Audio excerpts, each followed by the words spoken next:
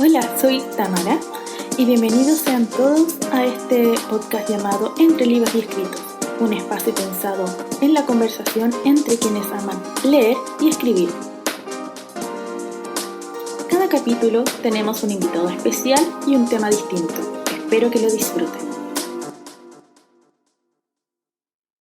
Tenemos aquí de invitada a Catalina Paz. Hola, ¿cómo estás, Cata? Hola Tami, ¿bien y tú? Muy bien. Primero, muchísimas gracias por estar aquí conmigo para conversar de nuestro tema. Vamos a hablar de los hábitos de lectura hoy día.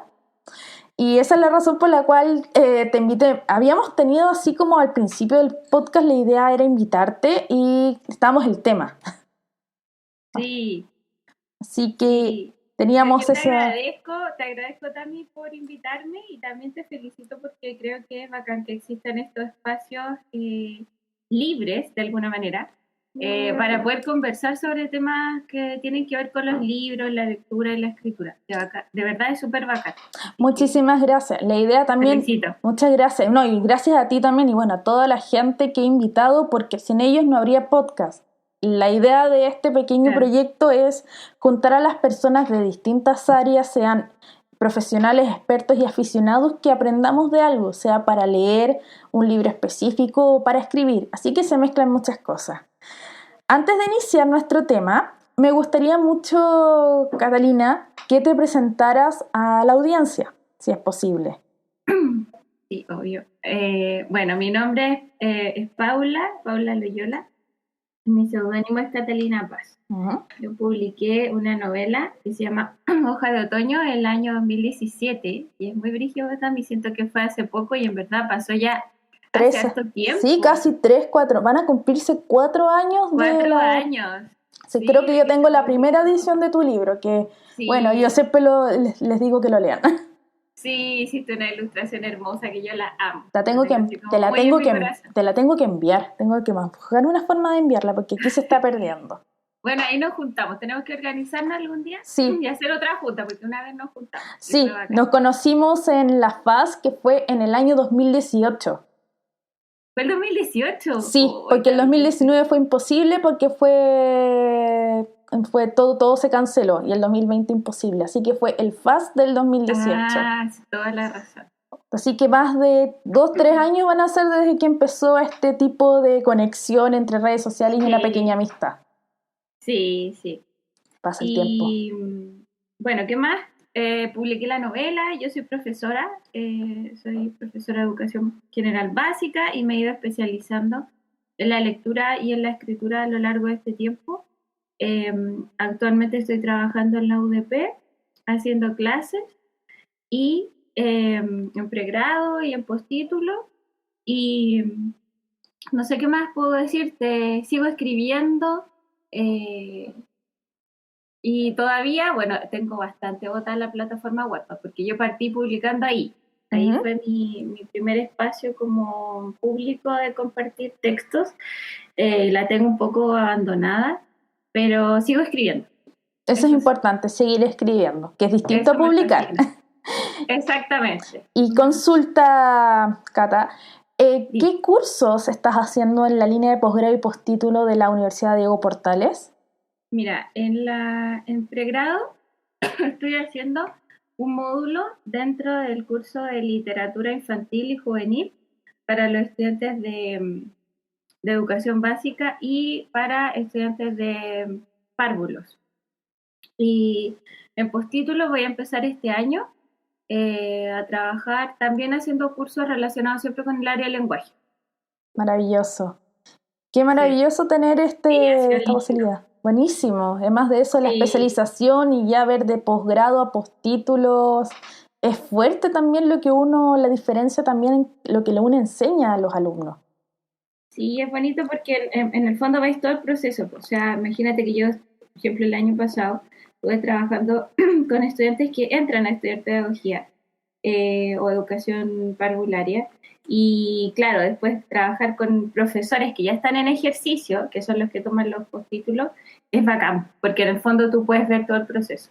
Igual estoy haciendo talleres literarios para adultos mayores. ¡Guau! ¡Qué maravilla eso! Bien específico también. Sí, o sea, claro, es súper específico y forma parte de una corporación de Vitacura Ujú. y es un grupo precioso, es muy lindo, de verdad que me siento súper afortunada de tener la oportunidad de trabajar con adultos mayores porque siento que se cumple un poco como el ciclo de la vida, como que lo he visto todo en el sentido de que he trabajado con niños, niñas, niñas, con estudiantes universitarios, gente adulta y con adultos mayores en relación a la escritura y es muy bacán también ver cómo hay cosas, o sea, puede parecer que la edad hace que sea tan diferente las visiones o los conocimientos, ¿cierto? Pero cuando uno empieza a trabajar y entramos como en la rueda de la creatividad, de la lectura, de las historias, de la ficción, te das cuenta que hay algo que es transversal y que tiene que ver con lo afectivo, lo emocional, con la imaginación y con esa capacidad que viene con nosotros desde que somos chicos hasta que ya estamos súper grandes. ¿Cachai? Y eso es súper lindo. Para mí ha sido muy enriquecedor poder observar eso. Qué maravilla la situación que te ha pasado, Catalina, porque al final, como dices, estás viendo el ciclo creativo desde línea de párvulo hasta el adulto mayor y también hace como la enseñanza de que la creatividad es algo que no se pierde, es algo que existe y hay que ejercitarla, sea la escritura, sea las ganas de leer, bailar, leer, escribir, dibujar. Uno piensa que es algo de niños chicos, pero tengamos entendido que es parte también de la sociedad y algo que el ser humano lo tiene arraigado hasta que se muere. Sí, yo creo que hay que sacar varias creencias. Yo creo que cuando nos vamos haciendo grandes, una de las cosas que a veces pensamos es justamente eso, como que la creatividad o lo que tiene que ver con la imaginación es algo que hay que dejar de lado, ¿cierto? O como que ya no importa tanto, es algo de niño. Y eso no es así porque en realidad en lo cotidiano nosotros necesitamos desarrollar el pensamiento creativo. Entonces, para solucionar problemas, para tomar decisiones, eh, etcétera. Entonces, cuando se conversa el tema, se empieza a reflexionar y la gente se abre al punto de poder crear algo y poder compartirlo, es como una puerta que se abre sobre todo para el mundo adulto que de repente les cuesta un poquito más soltarse, porque obviamente los niños son naturalmente muy creativos y sobre todo cuando son más chiquititos no tienen tanta vergüenza de mostrar, ¿cachai? De hablar sobre lo que ellos están construyendo, de lo que piensan, eh, pero, pero eso, en el fondo, como llegar a esas reflexiones es súper importante para poder compartir lo que uno está creando. Tienes mucha razón. Y también está el factor que actualmente lo estamos viviendo 2020-2021, el factor de salud. Aunque no lo crean, y lo más probable es que Catalina lo tenga en cuenta también, la creatividad ayuda mucho a la salud mental.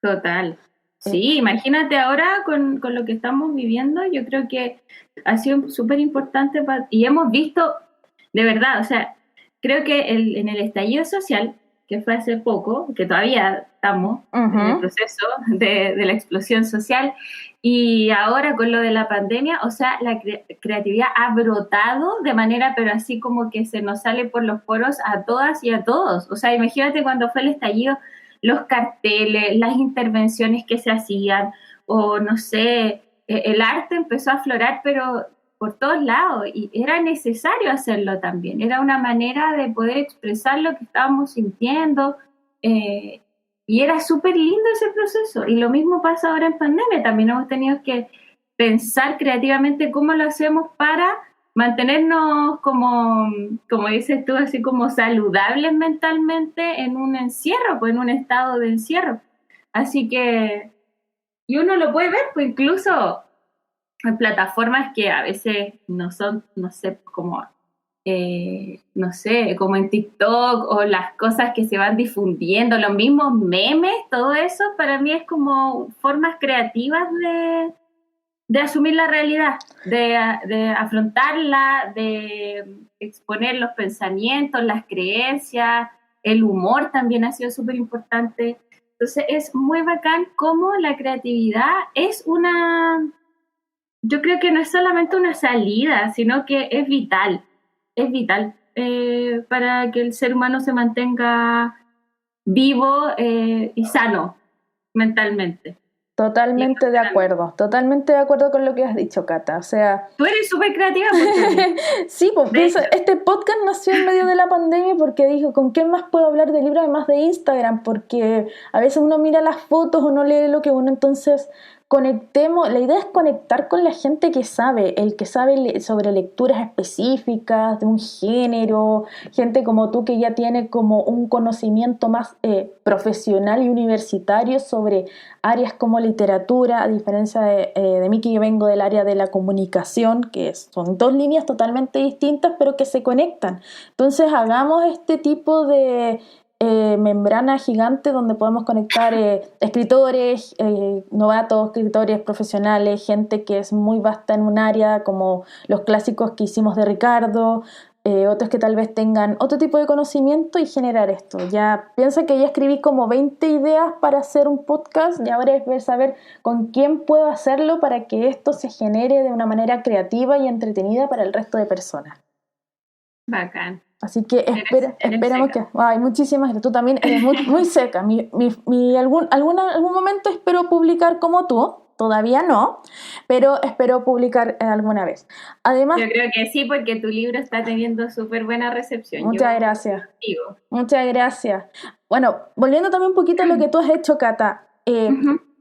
Si bien, bueno, tú publicaste en la plataforma Wattpad tu libro Hojas de Otoño, que es un libro que habla un poquito sobre las redes sociales, el tema de bullying, la ansiedad en una época, en la época escolar. Estamos hablando de 15, 16 años, como el tipo de persona al cual, de qué trata el libro. Pero el libro es completamente, lo puede leer cualquier persona. Yo a los 30 años lo leí y me sentí súper identificada.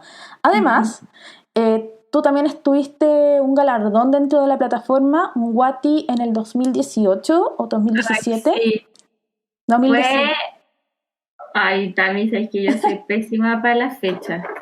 Pero creo que fue después de la publicación de Hojas de Otoño. Sí. Así que tiene que haber sido el 2018. 2018. Ese año fue muy bueno para Chile, para los WATIs, entonces. Con Cáncer, que es una obra que estás creando en conjunto con un ilustrador que es J. Ilustrador. Sí, el Jotita. Ilustrador. Él es de Bolivia, pero vive ahora en Argentina. J es conocido, tal vez no lo conozcan por nombre, pero si ustedes siguen, por ejemplo, el área literaria de Dross, el youtuber, le ha hecho las portadas y ha hecho las ilustraciones para sus libros, ¿verdad? Sí. Así que no es una persona ajena al mundo editorial y a este mundo también de los libros. J ya tiene experiencia como ilustrador de libros, y les voy a decir que yo he leído Cáncer, que es la obra que ha hecho Catalina, con la conexión con J, y funciona perfectamente. No les voy a decir de qué trata, pero pueden seguirla en la plataforma Wattpad a través del perfil de Catalina.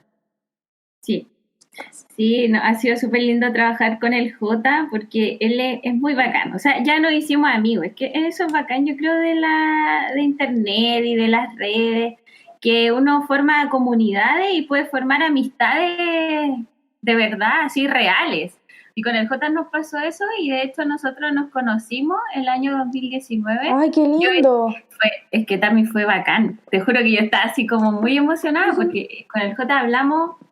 Bueno, ahora hablamos todas las semanas, pero en ese tiempo hablamos todos los días. ¡Ay, qué buena! Entonces era como que, por fin nos vamos a conocer, y él viajó porque yo estaba en Buenos Aires, y él vive como en un sector un poquito más alejado de la capital, y viajó y nos juntamos y trabajamos en nuestro proyecto así como presencial, que obviamente presencial es otra cosa. Y fue muy bacán, siento que como que se generó una confianza todavía más grande, ¿cachai? Como una amistad todavía más fuerte. Así que fue súper lindo. Yo quiero mucho el J, es bacán. Sí. Besitos al J si es que escucha esto. Así que, sí. Bueno, entonces, besitos. Después de esta amable introducción a ti, vamos a ir al tema que nos compete. Pregunta, Cata, ¿cómo empezaste a leer? ¿Te acuerdas del primer libro que leíste? Mira, no me acuerdo si hubo un primer libro, pero sí tengo como flashazos de obras que fueron para mí claves, así como que uno siempre tiene como en su biografía lectora, si uno hace ese ejercicio, hay ciertos, puede ser poema o algún libro en específico que leíste en el colegio, no sé, como que te marcó, algo pasó.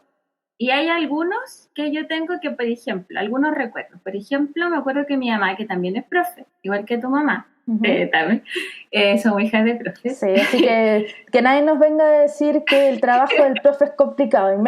Bueno, y también, y ahora que estoy de profesora universitaria, así que es lo que no quería ser mucho profesora porque sé cuál es el cargo, sé cuáles son las responsabilidades y el tiempo de trabajo, pero aquí estoy, siendo profesora, igual lo estoy disfrutando. Muy bien, bien.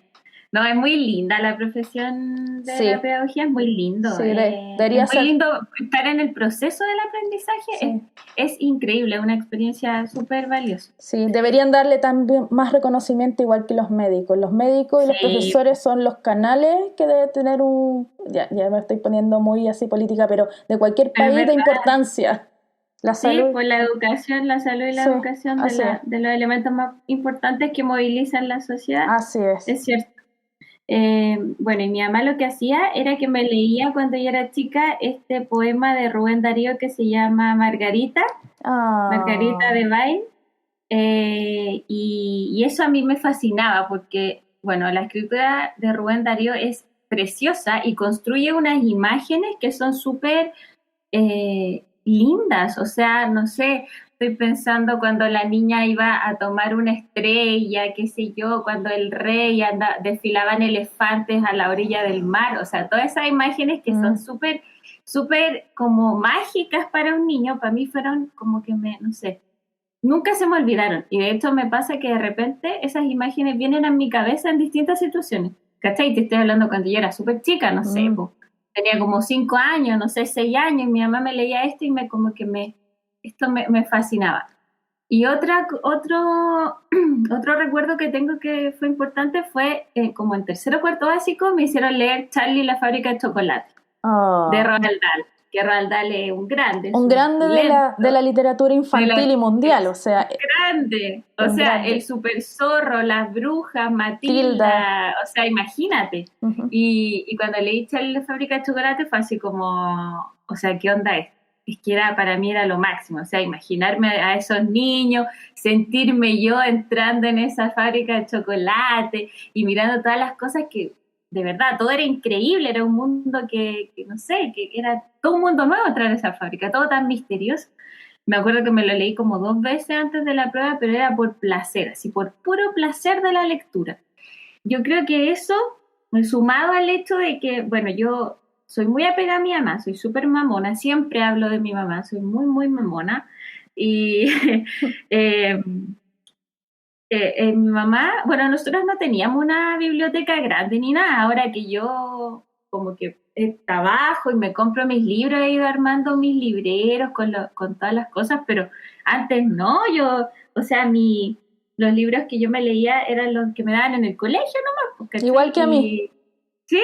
También igual. No era como una infancia así como estas infancias que uno ve que tienen llenos de libros y están súper estimulados con eso, no fue mi caso.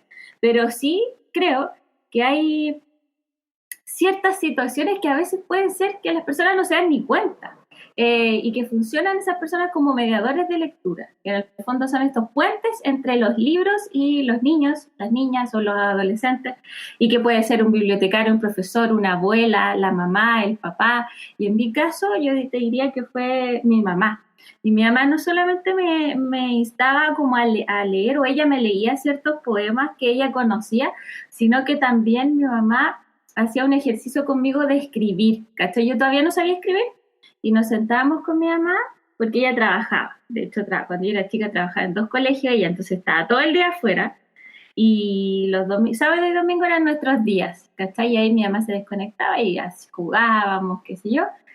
Y un ejercicio que hacíamos es que ella iba escribiendo como en lápiz y papel, y yo le iba dictando, bueno, entre las dos íbamos pensando, íbamos como haciendo historia, como construyendo ficción a partir de las cosas que que tenían explicaciones quizás científicas, pero nosotros le damos una explicación desde la ficción, ¿cachai? Estoy pensando en, no sé, por qué llueve o por qué en la primavera las flores se abren, no sé, ¿cachai? Pero todo eso desde la ficción. Entonces eso que para mí era un juego fue, y por eso es tan importante que también esto yo creo que tiene que ver con lo que tú decías de los hábitos lectores y eso, cómo llega un niño o una niña o un adolescente o una persona adulta a tener hábitos de lectura o hábitos de escritura. Yo creo que es esencial que exista una relación afectiva entre el libro, entre el hecho de escribir, de leer y esa persona. Entonces, si tú te fijas, Tami, la gente que ama los libros, que ama leer o que ama escribir, ha tenido, en algún momento de su biografía, ha tenido un encuentro afectivo con la lectura, con la escritura. Y yo sé, o sea, logré identificar que en mi caso eran esos pequeños momentos que yo creo, mi mamá me lo ha dicho porque yo le he hablado de esto, que ella nunca lo pensó, o sea, ella nunca pensó, oye, estoy haciendo esto para conectar a mi hija con la escritura, nada de eso, ¿cachai? Era una cosa muy natural, como de mamá e hija, pero esos pequeños gestos que, insisto, puede ser un profesor que te marca, puede ser un bibliotecario, puede ser la abuela, puede ser un primo, etcétera, una amiga, da lo mismo, pero hay una relación que se genera entre esos elementos como la lectura y la escritura y la afectividad, y eso hace como una especie de, como que se levanta algo en la biografía que después se va, cada vez va creciendo, como que uno vuelve de alguna manera a los libros y a la escritura porque ahí encuentra algo, hay algo ahí que tiene que ver con el disfrute, con lo afectivo, con las emociones, con la expresión. Entonces yo creo que cuando tú hablabas delante de los hábitos, yo creo que está muy relacionado con eso, con tener esa experiencia. Me fui muy en la ola, perdón, no, pero tu pregunta era muy específica. sí, pero igual a mí me hace mucho sentido. Bueno, en mi caso, se parece un poquito a tu caso. Yo solamente tenía mis libros de comprensión de lectura porque igual no había mucha plata para tener libros más allá de eso. A diferencia, no sé, de esta época en que, no sé, encuentras miles de libros infantiles, de juveniles y puedes leer lo que quieras. En mi caso era esa lectura. Y antes de eso, yo recuerdo a mi mamá, bueno, que siempre me dijo que para mantenerme tranquila me pasaba una revista, de esas revistas Cosas Gigantes. No sé si te acuerdas que era una gigante. Me tenía ahí y yo con 2 años me gustaba pasar las hojas para ver las letras, las fotografías y todo eso. Después empezaron a comprar estos cuentos pequeños como de cartón de los kioscos y tengo el recuerdo de una caja que nos llegó de cartón que era de la historia de los ositos, que eran unas historias de unos ositos que eran acuarelables, que no sé, era el cumpleaños del osito, el rescate de los ositos. ¿Eran una cajita? Sí, era una cajita. De un osito que se llama Paco Pedacitos, que era como el protagonista. Estoy como que lo tengo en mi mente, o sea, como siento que tomé esa cajita, de hecho me acuerdo que era azul, pero no sé si es la misma que está diciendo. Posiblemente, yo no me acuerdo mucho, pero sí tenía muchas acuarelas muy bonitas de ositos. Es más, la escritora y la ilustradora son la misma persona. Y yo les pedía, yo andaba con eso, antes yo me acuerdo que no sabía leer y molestaba a mi mamá, a mi papá para que me los leyera siempre. Y con el tiempo después en el colegio, en tercero básico, me tocó leer mi primer libro, que siempre lo voy a recordar, que era Querida Susi, querido Paul, que es un libro que se escribe sobre 2 niños que están en Austria. Al niño lo pasan de otro colegio, así que deja de verse con su amiga, y Susi se le ocurre empezar a escribirle cartas para saber cómo están. Entonces empiezan a tener cartas de parte de Susi, de Paul, pero todo era como con esquelas, con dibujos, se contaban la historia de cómo la han pasado, que Paul está complicado en el colegio porque no tiene amigos, que Susi está enojada con una compañera porque está usando su puesto, y al final cómo posiblemente se van a reencontrar en vacaciones. Pero yo creo que me lo leí hasta 3 veces, me memoricé hasta la primera carta que le manda Susi a su amigo, a esa altura. Porque me gustaba mucho. ¿Podrías decir un trozo de esa carta? Sí, me puedo decir un trozo de esa carta y cada vez que encuentro... A ver, dale, pues dale. Ya, déjame tomar agua. Esto es maravilloso. A ver, ya la persona, ya el que tenga el libro, querida Susi, querido Paul, que me lo confirme. Voy a escribir, la primera carta decía así: querido Paul, sintió el colegio es un aburrimiento. Ahora en tu sitio se sienta Andrea. Ha llenado sus cosas en tu parte de pupitres y huele a mantequilla rancia. Ya le he dado 2 codazos. Esa es la primera. Ay, te pasaste. Sí, pues ya la tengo tan metida en la Te pasó casa. la Tami de tercero básico. La tercero básico. Te pasó esa Tami. No, o sí. sea, te quedó grabado algo que de chiquitita. O sea, imagínate el nivel de como de atención que le tomaste a la historia. O sea, te metiste en la historia, la viviste. Sí, la viví. O sea, no me acuerdo, me acuerdo pedacitos todavía del libro. A mí me llamaba mucho la atención porque era un libro que estaba escrito en carta. Era la primera vez que leía un libro completo y más encima en carta. Yo el siguiente libro que leí así era Drácula, mucho después. Y la cantidad de detalles que habían hecho, porque como era un libro pensado para octavo básico, tenía muchos dibujos y ilustraciones. Tenía que trabajar mucho el texto de las cartas con lo que le estaba pasando a los niños. Al final los niños llenaban de esquelas, de fotografía, cada cosa como para generar esta sensación de cercanía entre uno y otro. Y eso me marcó mucho. Así que no, imagínate, yo veo el libro ahora hicieron una reedición hace poco española muy bonita y cada vez que veo el libro no sé, en una feria libre, en feria de libros usados, que es muy común porque es una lectura complementaria en muchos colegios, yo como que me sonrío sola porque muchos recuerdos. Tienes toda una historia con ese libro. Así es, una gran historia. Así que, es parte de ti, parte de tu biografía lectora. Así es. Y pregunta Catalina, ¿cuándo descubriste que tienes un hábito lector? Más allá de leer obligada, por ejemplo, como yo o como muchas personas, porque tengo que leer este libro por el colegio, cuando salimos de esa área. Bueno, como te digo, yo creo que fueron esas instancias que en las que fui dándole como otro sentido a la lectura, ya no como algo obligado, sino como algo que podía disfrutar. Yo creo que cuando uno le descubre eso, que la lectura es un espacio de disfrute, empiezas a buscar libros que a veces, y esto uno lo ve mucho como profe, no son los que te dan en el colegio. Porque hay algo súper heavy con esto de la imposición de la lectura, es súper perturbador de hecho y creo que es un error. O sea, yo siempre he estado en contra de la lectura obligada en el sentido de que si hay algo que es contrario a disfrutar y gozar algo es que te obliguen. O sea, imagínate que a ti te obligaran a ver una serie, ¿cierto? Y después te van a hacer preguntas de esa serie y te obligan a ver una serie que quizás no es la que tú quisieras ver, ¿cierto? Entonces, obviamente que es difícil poder disfrutar algo cuando parte de una imposición, de algo obligado. Por eso creo que es súper importante que quizás, yo sé que es difícil en los colegios que exista la posibilidad de repente de elegir, porque te entregan te entregan algunos libros o los profesores ya tienen su esquema, pero creo que siempre es bueno que igual exista esa idea de la elección. Por último, que no sé, de estos libros elige algunos, ¿cachai? O sea, siempre hay como algún método para quitar esa idea como de lo obligatorio.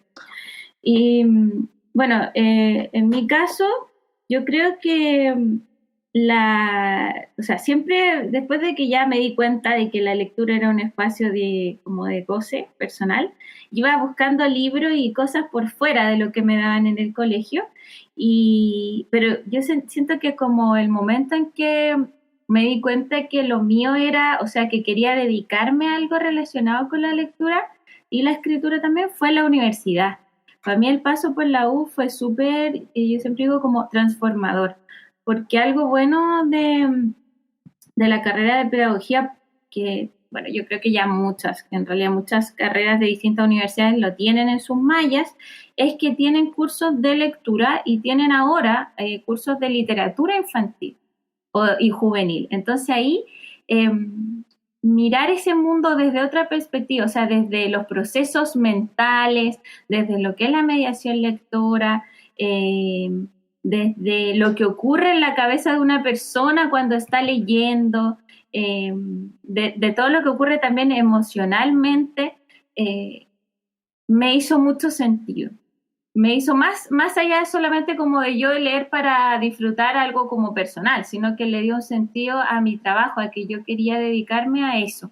Y ese mismo impulso no sé, como que siento que ahí yo dije, tengo que leer también para conocer mucho más. Entonces empezó a ser una necesidad la lectura, no solamente para disfrutar lo que yo quería leer, sino también para conocer, para poder después recomendar, para poder, al momento de que, no sé, te llegan distintas situaciones o me ha tocado hacer asesorías, por ejemplo, al colegio, y ahí es necesario que uno conozca los contextos, que vaya a los territorios, y entonces tú tienes que tener conocimientos de libros para poder recomendar, para poder sugerir, ¿cierto? Entonces, por eso yo ahora trato de que no exista un momento en que no esté leyendo algo. Siento que es poco el tiempo que uno tiene como consciente para poder abastecerse de conocimiento. A mí me pasa eso, quizás estoy media loca, pero siento que no es tanto el tiempo. Y es tanto lo que hay que leer, tanto lo que hay que conocer, o sea, es como tanto un abanico tan inmenso que de repente me dan ganas como, quisiera, no sé, conocer, porque hay tantas cosas que son increíbles y que de repente leo un libro y me acuerdo de una persona, me acuerdo de un estudiante y siento que me dan ganas de recomendárselo y así, como que de alguna manera los mediadores son personas que están siempre buscando para poder generar esos puentes. Entonces, eso me pasa, como que ahora la lectura no solo para disfrutar, cosa que sigue siendo un disfrute, pero también para poder compartir con otros y otras. Y ha sido un proceso bonito y no sé, importante también para mí. Muy interesante lo que hablas también sobre que creo que muchas personas van a sentir lo mismo, decir, hay muy poco tiempo para leer o leer todo lo que quieran, especialmente si las editoriales mundialmente sacan una cantidad de nuevos libros, más todos los otros libros que se están sumando. O sea, yo tengo muchos clásicos que no he leído, conozco la historia por encima, pero quiero leerlos. O libros que están saliendo este año, de hace 2 años. Hace poco tú recomendaste un libro súper bueno en Instagram, lo tengo guardado en mi lista de Goodreads porque quiero leerlo, pero ¿en qué momento lo haces con esta vida tan loca y agitada? Sí, eso es lo que pasa. Sí, exacto. Lo harás en la noche, pero te leerás, si puedes, 2... ¿Aló? ¿Sí? Ahí se escucha. Sí, que se había cortado. O sea, ¿en qué momento lo haces? En la noche, pero estás tan cansada que con suerte llegas a 2 renglones concentradas, si es muy buena la lectura o te pasas de largo. Sí, es verdad, es una cosa como que salen mucho, y además que son libros muy buenos los que salen. Así y es. Cuando uno conoce también los libros, por ejemplo, los libros álbum, los libros silentes, los libros ilustrados, que se suman a la literatura juvenil, a los cómics, a, no sé, libros objetos. O sea, yo ahora he ido explorando libros objetos, que es otro rollo. También están los fanzines, que los fanzines es otro mundo y que hay material que es, pero, o sea, yo lo llamo material, pero son obras en realidad que son increíblemente buenas y que te dejan algo, o sea, no sales igual de como entraste en esos fanzines o en esos libros, entonces de verdad como que se hace poco el tiempo para poder, claro, es imposible quizás querer abarcar mucho, pero es que uno lo disfruta también, pues también. Yo sé que tú me entiendes, uno lo disfruta, entonces uno quiere conocer más y conocer más autores y saber más. No sé. Yeah. ¿Cuáles son? Es muy lindo. Consulta, Cata, ¿tú qué has visto que frena un poco las ganas de leer un libro, además de, por ejemplo, la sensación de estar obligado cuando pasa, por ejemplo, en el colegio, cuando estás obligado a leer? ¿Qué otra cosa puede generar un freno para leer normalmente, de lo que tú has visto? Yo creo que, mira, varias cosas. Creo que el profesor, la profesora o los bibliotecarios, las bibliotecarias tienen un rol que es súper importante y que las decisiones que tomen van a influir mucho, pueden influir mucho, como dices tú, si un estudiante disfruta o no la lectura. ¿Y qué entienden los estudiantes por la lectura? Yo creo que es súper importante partir, por ejemplo, no sé, estoy pensando en un curso, no sé, sexto básico, octavo básico. Creo que es súper importante que exista una instancia donde le preguntemos a los estudiantes qué es leer para ustedes, por qué les gusta o no les gusta, o sea, escucharlos también. Y creo que una de las cosas más típicas de por qué de repente no les gusta leer, que son muchos estudiantes, desgraciadamente, aunque, esto es un paréntesis dentro del paréntesis, creo que a veces uno tiene menos expectativas de las que son en realidad, porque cuando uno se mete a Wattpad, se mete a plataformas como Swig o como ese tipo de plataformas, y hay muchas otras, te das cuenta que son muchos los adolescentes que leen, y son muchos los adolescentes que escriben, y los jóvenes, y los niños y niñas también. Entonces, también quizá hay una idea de que no les gusta leer, pero quizá no les gusta leer lo que lean en el colegio, ¿cierto? Pero creo que es súper importante, o en lo que quizás hemos fallado es que de repente cargamos los profes con muchos prejuicios sobre la lectura. ¿A qué me refiero? Por ejemplo, pensar que existe una alta literatura y una baja literatura es un prejuicio, ¿cierto? Y entrar a la sala de clase con esos prejuicios, el tiro es cortar un espacio que en pedagogía se llama el tercer espacio, que el tercer espacio en el fondo está la sala de clases, está por el otro lado la casa del estudiante, ¿cierto? Su mundo personal con su amigo, y hay un tercer espacio, o debiese haber un tercer espacio, que es donde conviven estas dos cosas, o sea, donde convive aquello que el estudiante trae de afuera y lo que puede ocurrir en la sala de clase. Entonces tiene que existir ese tercer espacio, pero es muy difícil que exista si es que nosotros tenemos prejuicios sobre lo que nuestros estudiantes están leyendo. O sea, si nosotros menospreciamos aquello que para ellos es importante, o ni siquiera nos damos el tiempo de conocer, por ejemplo, estas plataformas y usarlas en la sala de clase, ahí ya se está cerrando una puerta que podría ser súper interesante para que muchos estudiantes entren estamos hablando como en la pasión y el amor por los libros, que sería lo que queremos llegar. Creo también que, como dices tú, el hecho de que sea obligatorio, de que exista esta idea de que se impone algo que a pesar de que tú no quieras, lo tienes que leer, es bien contraproducente, o puede serlo. Entonces creo que es importante, como te decía delante, que existan esas opciones de, no importa que no sea leer el libro que tú quieras, elige cualquiera, porque también eso dificultaría el proceso de evaluación que tiene que hacer un profesor. Pero sí podría, dentro de un marco de libros, de un universo de libros, que el estudiante elija, según, por ejemplo, una reseña que hizo un compañero de cursos anteriores. Estoy inventando algo. O una temática, tal vez. O de temática. Creo que hay un montón de estrategias que se pueden usar para quitar esta idea de la imposición. O sea, es cosa como de tener esa voluntad y obviamente tener conocimiento de libros. Eso es súper importante. Otra cosa que creo que quizás que ocurre en los colegios y que quizás ha hecho que muchos estudiantes se cierren a esto de la lectura. Yo digo que se cierren porque en el fondo me lo imagino que, o sea, siento que los estudiantes, o cuando todos estamos en el proceso de aprendizaje, es como una flor, yo lo veo así. ¿En qué sentido? Cuando nosotros vamos a aprender algo, tenemos que abrirnos a ese aprendizaje, igual que una flor cuando se abre para poder que todo aquello se internalice en nosotros. Pero si nosotros estamos cerrados, es imposible que eso aparezca. Entonces creo que una de las razones que hacen que los estudiantes de repente se cierren a la literatura o a la escritura creativa o qué sé yo, es que hay poco espacio, y entiendo el porqué, pero que hay poco espacio para ceder la palabra. Porque, ¿cierto también? Porque cuando uno lee un libro, y nos pasa a nosotros, que hacemos reseña en Instagram, obviamente hay gente que ya se dedica a eso, como es Ricardo, ¿cierto? Que estuvo aquí, y otros bookstagramers que son muy bacanes, pero a uno le pasa cuando lee un libro y lo ama o te produce algo muy fuerte que necesitas hablar sobre porque finalmente la lectura no es un proceso pasivo, la lectura es un proceso activo en el que interactúa el libro, el autor y el lector, o sea, es una construcción conjunta. El libro no existe porque lo escribió alguien, el libro existe y la historia existe cuando alguien la entendió y la interpretó, le dio su propia interpretación. Sí. Entonces, si no hay espacio para que los estudiantes y las estudiantes expresen lo que sintieron, lo que pensaron mientras van leyendo, si les gustó o no les gustó de manera genuina, porque obviamente puede no gustarte un libro, y está bien.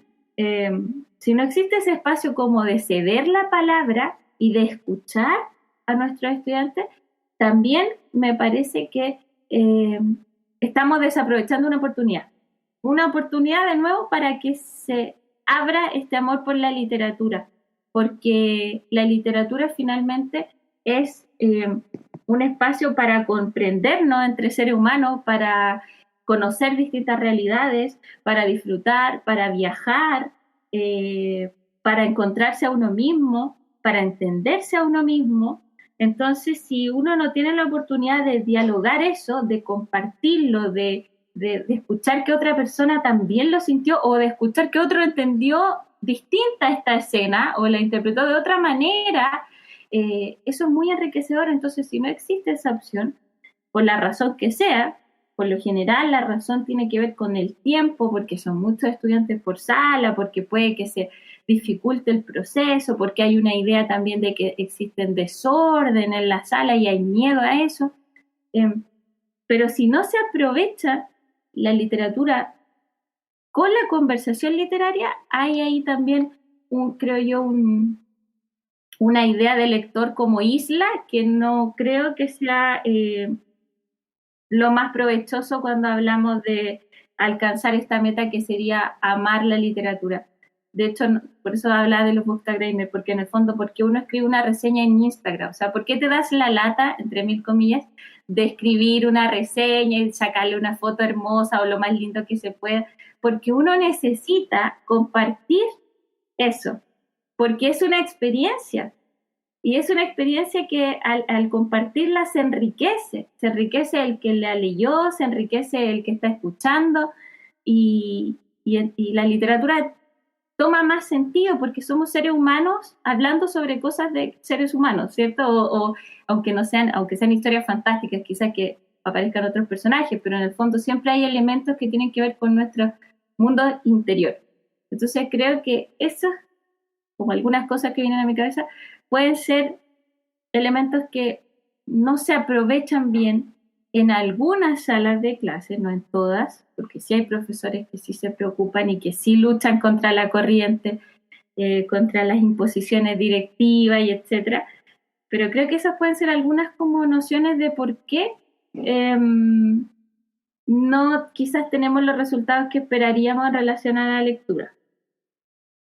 Buen punto, especialmente cuando tú hablas de lo que dicen los docentes y también, bueno, la gente más ingresada al mundo de literatura cuando hablamos de buena y mala literatura, buenos o malos libros. Eso me recuerda, no me pasó a mí, esto lo escuché en el podcast que sigo mucho, que es el Con Ayuda a Mis Amigas, que una de las chicas que era la Coté y Valeria hablaban un poquito cuando eran muy chicas, le dijeron, oye, lee Harry Potter, y les encantó, especialmente a Coté, porque ella era muy mala para leer. Y cuando le avisó a su profesora de lenguaje, en esa época castellano, dijo, oye, profe, estoy leyendo un libro que no está en la comprensión de lectura y me ha encantado, me ha fascinado, y le dicen, es Harry Potter, la profesora, ay, pero ese libro es malo, o sea, no, ni siquiera es como literatura. Entonces, pucha, te frena también las expectativas de querer seguir casi leyendo, porque entonces lo que a mí me gusta no es de calidad, entonces no debería leer. Claro, sí, totalmente. Y ahí, por eso es tan importante lo que el profe, la profe, no solo los profes, en realidad, yo creo que esto se abre porque los mediadores de lectura, o sea, las personas puente, pueden ser no solamente profes, pueden ser los papás, la mamá, la familia, los amigos, los primos, no sé, los profes también de lenguaje o de otra asignatura, pero en el fondo,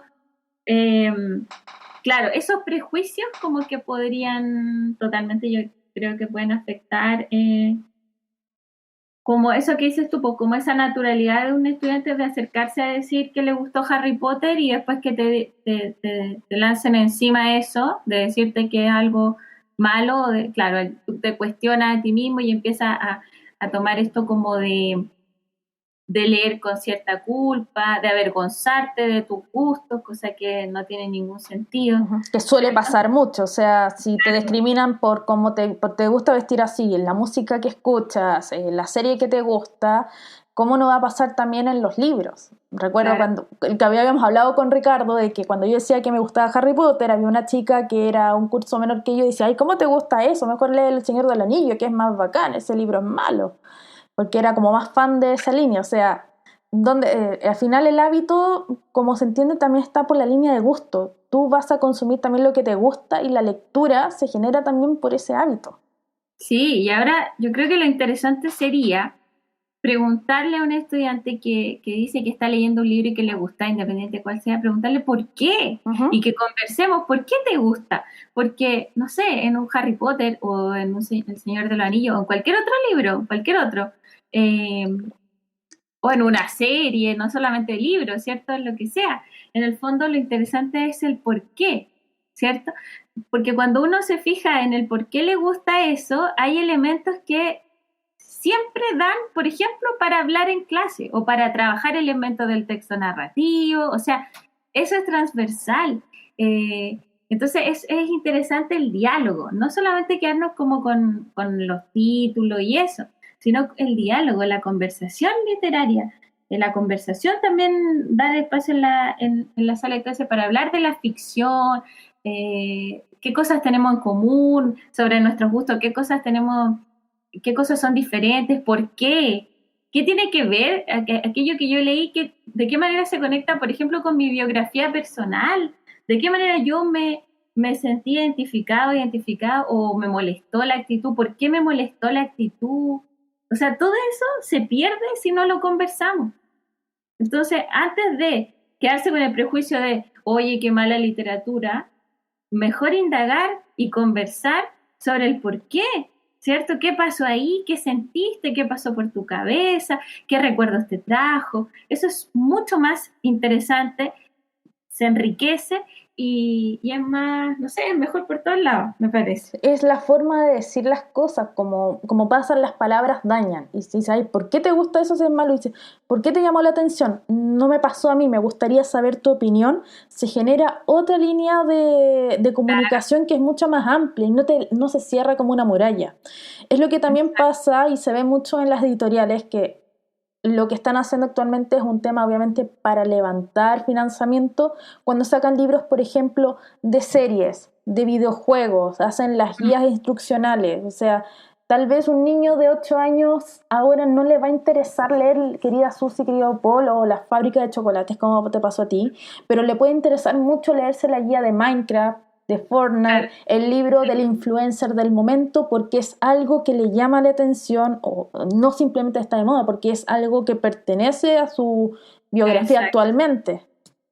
Exacto. Por eso es tan importante que los profes conozcamos a nuestros estudiantes, como saber con quiénes estamos tratando. Y eso que te hablaba del tercer espacio, o sea, qué les gusta, qué hacen en su tiempo libre, cómo se comunican, cuáles son sus intereses, cuáles son los videojuegos que conocen.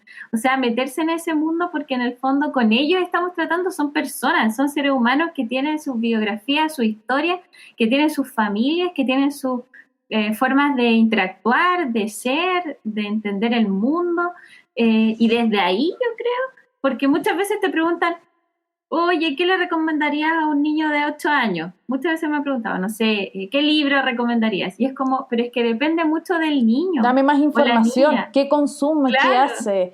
Tiene 8 años, no sé, ¿le gustan las películas Ghibli? Bueno, léele, por ejemplo, no sé, el libro Castillo Ambulante que es muy largo, pero le va a gustar porque es de la película, invento. ¿Le gusta Fortnite? Mira, hay unos libros chiquititos sobre esto. ¿Le gustan los dinosaurios? Hay cuentos de dinosaurios. Sí, o sea, todas las personas son un mundo y yo creo que en el fondo si uno conoce o se mete un poquito a indagar, va a poder hacer recomendaciones, sugerencias, pero por eso también es súper importante conocer libros y por eso es súper importante leer mucho. O sea, estoy hablando ahora de los mediadores de lectura.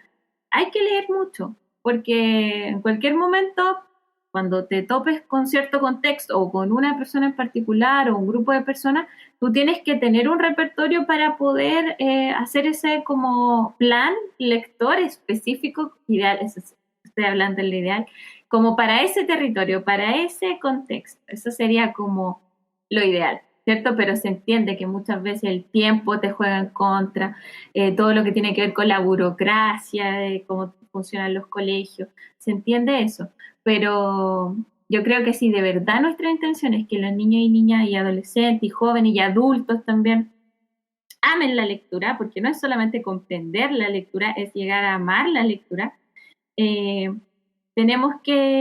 mediadores tenemos que tener, o sea, ir un paso más allá. Hay que leer mucho, hay que conocer, hay que estudiar también. Buen punto. Y consulta, Cata, según tu punto de vista, un buen lector o alguien que tenga hábito de lectura, es alguien que se lee, no sé, un libro semanal, mensual, se lee 100 libros al año o perfectamente puede ser alguien que lea un libro. Uno piensa que cantidad es mejor, pero no estoy muy segura. No, yo creo que de eso depende mucho, porque, bueno, primero tendríamos que definir como qué es ser un buen lector o un lector experto, porque, por ejemplo, puede ser que una persona esté estudiando, no sé, estoy pensando en un estudiante universitario de Derecho, Uh-huh. que en todo su año no leyó no leyó narrativa, pero estuvo leyendo leyes, textos complejos, papers, y eso es leer, eso también es leer, eso es leer para informarse o leer para aprender. Y quizás esa persona, claro, está leyendo narrativa, pero está leyendo otro tipo de texto y en el fondo está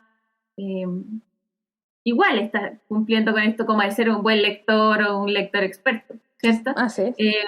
Entonces creo que la lectura es algo tan grande y con tantos propósitos, como con tantos fines, que no sé si podemos hablar de un lector experto solamente refiriendo a una narrativa. Yo creo que un lector experto o un buen lector o el ideal de un lector es una persona que utiliza, no importa la cantidad de libros que se lea, pero utiliza la lectura para los distintos fines que se pueden conseguir con la lectura. Es decir, una persona que lee en ciertas instancias para aprender, en otras instancias lee para informarse sobre lo que pasa en la sociedad y comprensivamente, digamos, y de alguna manera esa lectura le permite intervenir también en la sociedad. Creo que también un lector que sabe leer para entretenerse, para distraerse, para leer para enseñarle a otros, leer para analizar un texto y luego analizar ese texto con otros. Y así, y también no olvidemos que la lectura también tiene que ver no solamente con la lectura de textos, también puedes, o sea, leer también significa, por ejemplo, leer imágenes, que ahora que estamos en estos medios, bueno, tú que eres ilustradora lo sabes muy, muy bien, que ahora que estamos, sobre todo piensa en este año, o sea, el año pasado que estuvimos en la pandemia y todo era virtual, o sea, la lectura de imágenes, bueno, y no solamente en la pandemia, de hace mucho rato que la lectura de imágenes, de lo visual, del código visual, es súper importante y es algo en lo que también hay que educar.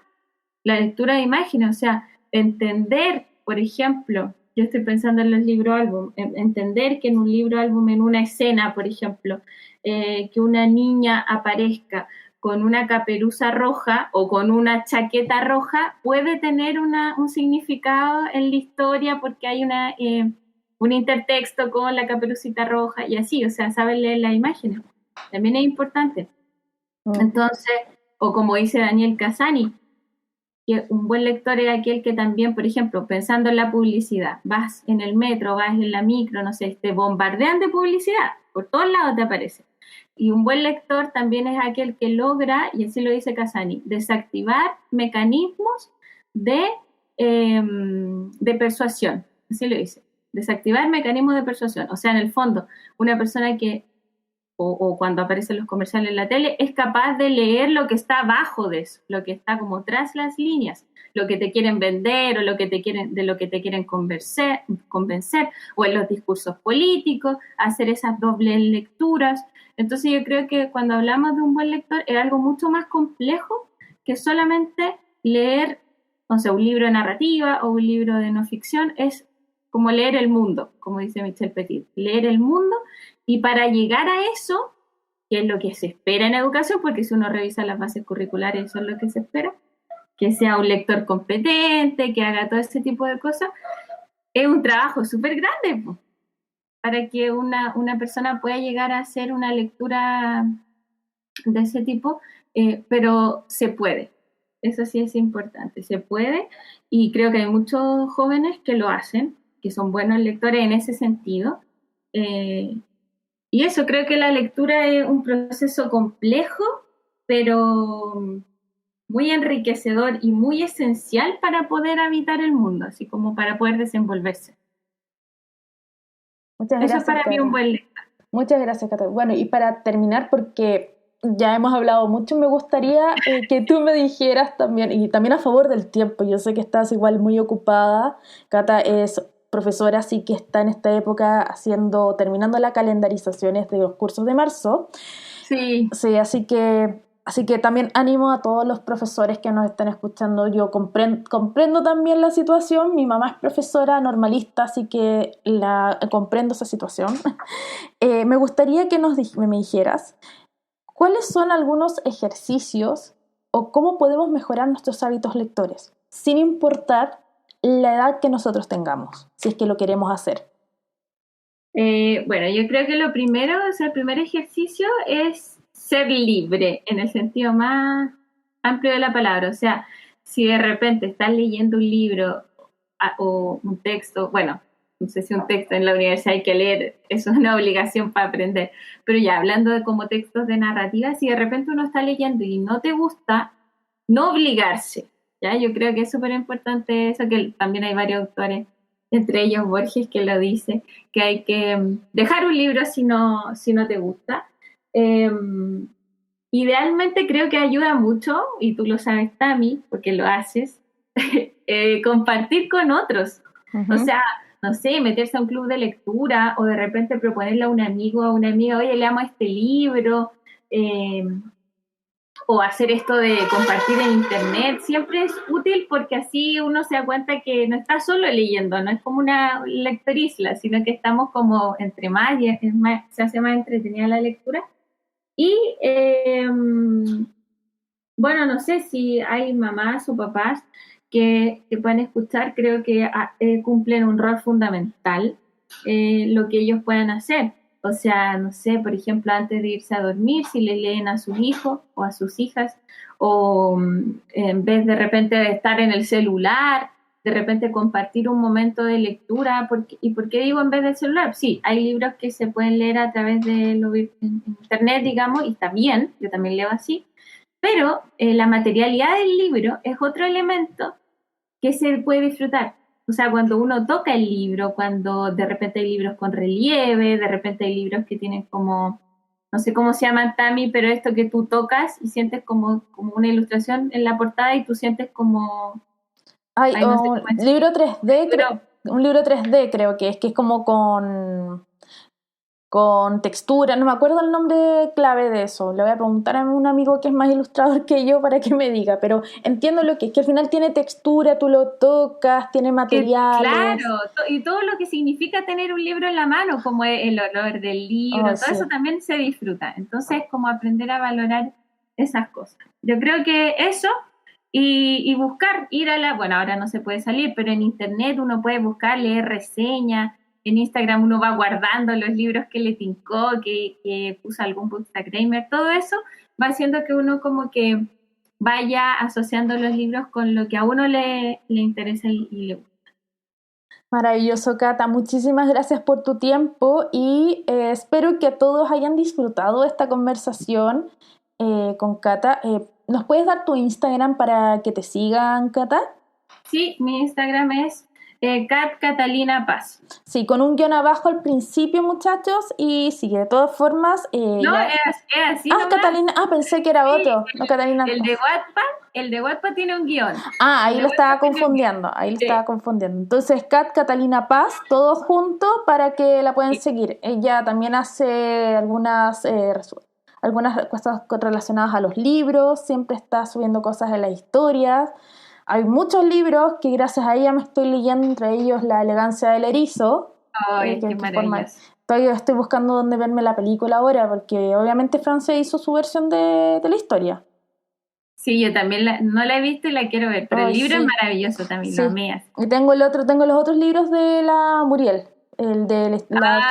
Así que, o sea, ya estoy lista, espero tener el tiempo para leerlo. Bueno, queridísima, voy a dejar hasta aquí el podcast y nos despedimos. Ya, muchas gracias, que estés bien, Tami.